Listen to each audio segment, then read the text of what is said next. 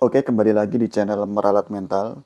Dalam video kali ini, gue akan membahas tentang bagaimana langkah awal untuk memulai suatu usaha.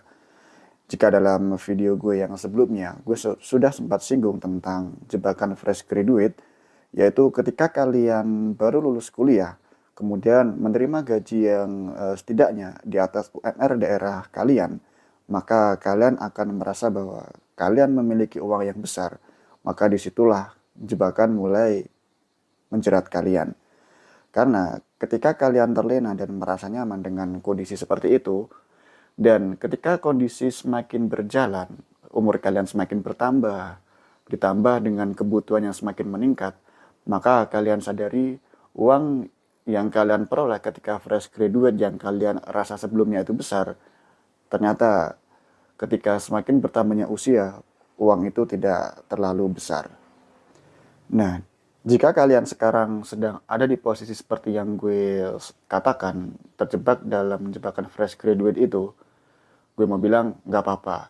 Setidaknya dengan kalian mendengar video ini, kalian sudah tersadarkan dahulu.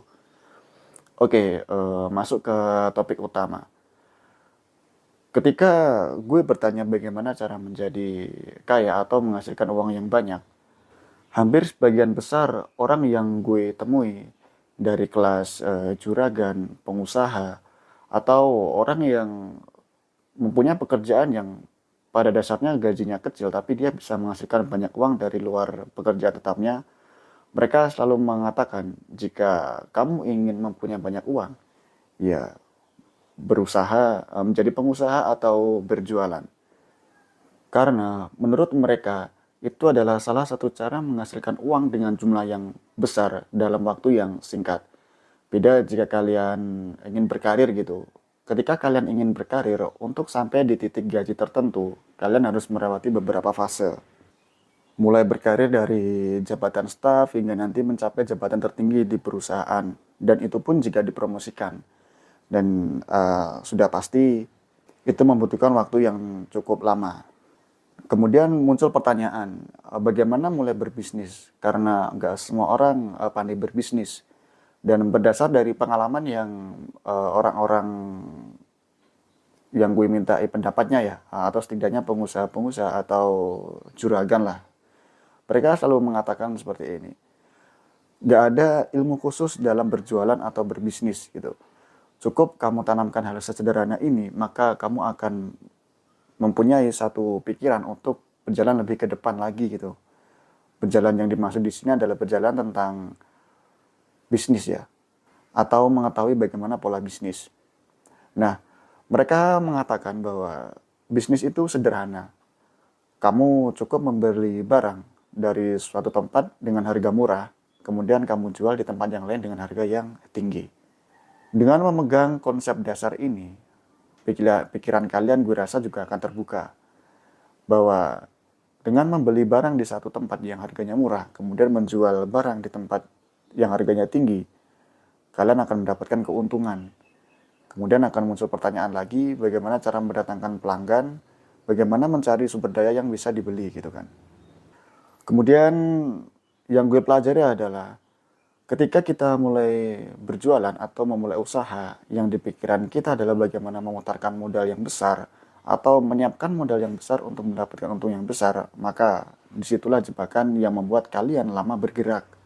Karena pada dasarnya, karena yang di uh, dunia bisnis itu sebenarnya adalah memutar uang atau bagaimana menghasilkan uang atau keuntungan, maka cobalah dari hal kecil dulu. Mulai dari jual beli mungkin barang-barang atau sesuatu hal yang harganya murah, dijual dengan harga yang lebih tinggi lagi. Nah, dengan mempelajari pola ini, maka semakin lama kalian akan menemukan produk atau barang yang bisa dijual dengan keuntungan yang lebih besar. Nah, kemudian karena muncul pertanyaan, bagaimana cara mendatangkan pelanggan gitu. Nah, gue sendiri mengamati dari pola jual beli atau pola pemasaran. Ini menurut gue sendiri ya, ada tiga cara. Yaitu pertama, menunggu pelanggan datang. Nah, karena menunggu pelanggan datang ini, artinya kalian sudah menyiapkan produk. Dan biasa jadi mengiklankan atau membuka toko. Nah, konsep yang kalian adopsi ini adalah menunggu pelanggan datang. Nah, memang ini untuk intensitas pembeliannya tergantung ada tidaknya ekosistem pembeli di situ. Tapi ada lagi yang kedua. Nah, menurut gue ini salah satu hal yang bisa diupayakan dengan kerja keras ya, yaitu memburu pelanggan. Nah, pada dasarnya prinsipnya ini sama seperti kita menjadi sales atau marketing di perusahaan gitu. Bedanya ketika kita sudah mempunyai produk yang kita sales atau kita menjadi marketing untuk diri kita sendiri. Jadi yang kita jual adalah produk kita sendiri. Nah, menurut gue ini salah satu cara untuk memburu pelanggan atau memburu pembeli dengan lebih cepat. Karena kalian bisa mencari atau mendatangi sumber-sumber tempat pembeli itu datang atau pembeli barang kalian ada. Kemudian yang ketiga adalah mencipta. Nah, menurut gue untuk mencipta ini adalah permainan yang sudah dilakukan oleh orang-orang yang top lah atau konglomerat gitu. Karena mereka membuat satu ekosistem sendiri atau lingkungan tempat di mana mereka akan memasarkan produknya dan memaksa lingkungan tersebut untuk membeli produk kalian. Nah, untuk kasus ketiga ini, gue rasa masih terlalu jauh. Jadi, jika kalian ingin memulai, cara paling mudah menggunakan langkah pertama dan langkah kedua. Dan jika ingin meningkatkan penjualan, mungkin langkah kedua yang lebih cocok ya, karena kalian harus memburu dan energi kalian pun juga kalian habiskan untuk produk kalian sendiri. Nah, jadi kesimpulannya, jika memang kalian saat ini sedang bingung ingin memulai usaha atau bisnis seperti apa, gue sarankan mulai aja dari hal-hal kecil, apa yang bisa kalian beli dengan harga yang murah, kemudian bisa kalian jual dengan harga yang lebih mahal. Kemudian untuk memburu pelanggannya ya nggak apa-apa lah sekali-kali, atau untuk di awal mencoba menjadi sales diri sendiri, menjadi tim marketing dari perusahaan kita sendiri. Itu setidaknya untuk melatih bagaimana cara bernegosiasi dan melatih bagaimana cara melihat pasar. Oke, mungkin untuk video kali ini sampai sini dulu. Kedepannya akan coba gue ulik lagi dengan cara yang lebih sederhana.